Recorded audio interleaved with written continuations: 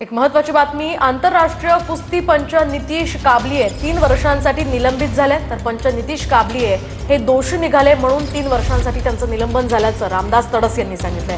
आंतरराष्ट्रीय कुस्ती स्पर्धेमधील पंच राहता येणार नाही असं देखील तडस म्हणाले। तर आम्ही पुन्हा समिती नेमू, त्यामध्ये दोषी नसतील तर पुन्हा याचा विचार करू असंही रामदास तडस यांनी म्हटलंय।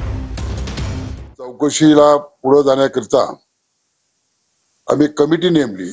विलास कतुरे आंतरराष्ट्रीय पंच आहे, त्यांच्या अध्यक्षतेखाली आम्ही एक कमिटी नेमली। त्या कमिटीमध्ये शिवराज दाक्षेचा दोषी आहेच, परंतु त्या ठिकाणी निलेश काबलिया हा जो पंच आहे हा सुद्धा दोषी निघाला।